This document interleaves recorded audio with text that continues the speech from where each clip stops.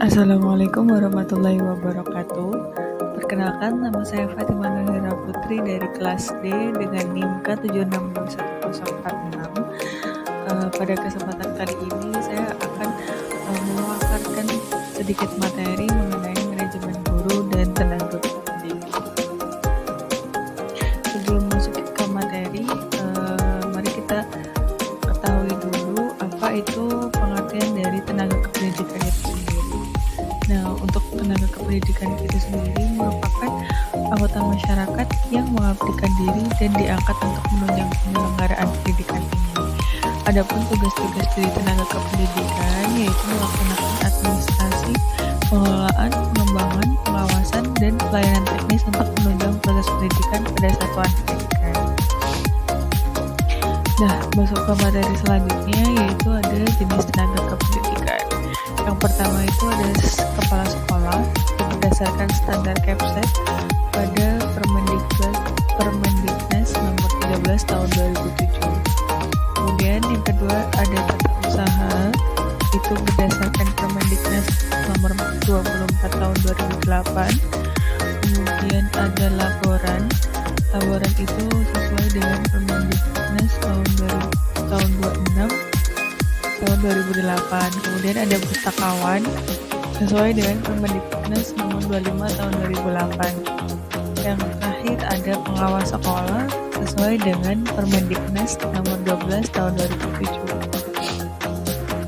Kemudian untuk pembagian tenaga pendidik itu sendiri, yang pertama itu di PAUD itu ada kepala satuan PAUD dan ada pengawas sekolah.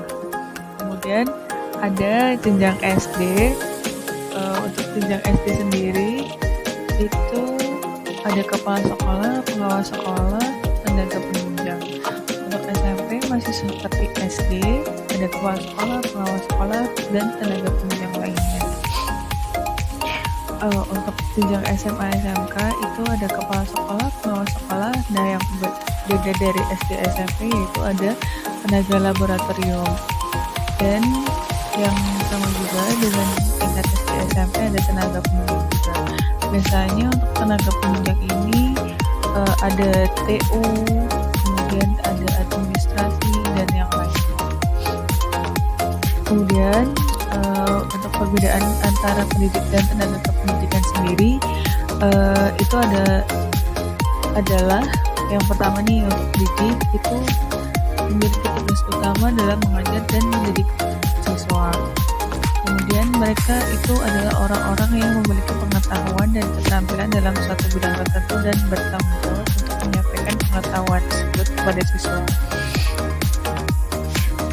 Pendidik itu bisa jadi dosen atau guru, pokoknya mereka yang memiliki kompetensi pedagogis dan kepribadian yang sesuai dengan profesi.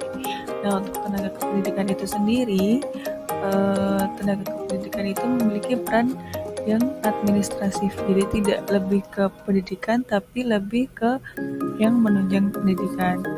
Misalnya membantu dalam mengorganisasi kegiatan sekolah atau perguruan tinggi. Kemudian mereka tidak langsung mengajar siswa, melainkan mereka merencanakan kegiatan kurikuler atau ekstrakurikuler. Kemudian mereka juga mengolah administrasi sekolah, memberikan dukungan teknis kepada pendidik. Yang selanjutnya, untuk peran utama kependidikan tenaga kependidikan itu sendiri. Yang pertama ada pendukung operasional. Mereka bertugas memastikan fasilitas dan infrastruktur sekolah berfungsi dengan baik. Kemudian ada administrasi, itu mereka menangani proses administratif dan manajemen sekolah. Kemudian untuk administrasi sendiri sudah disampaikan. Nah, yang selanjutnya ada tugas tenaga kependidikan. Tugas tenaga kependidikan itu sendiri pasal 39 ayat 1 nomor 20 tahun 2003 tentang pendidikan nasional.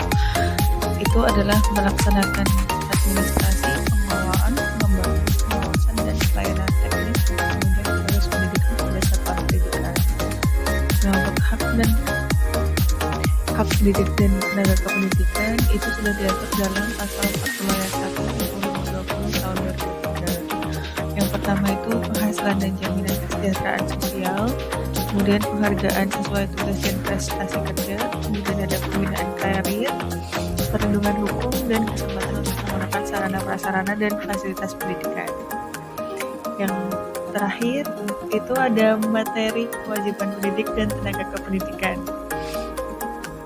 Sudah diatur dalam pasal 40 ayat 1 Undang-Undang Nomor 20 Tahun 2003. Itu menciptakan suasana pendidikan yang bermakna, menyenangkan, kreatif, dinamis, dan dialogis.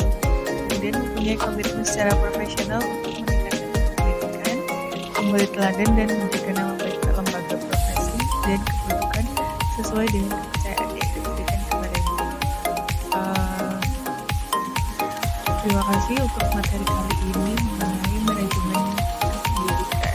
Apabila ada salah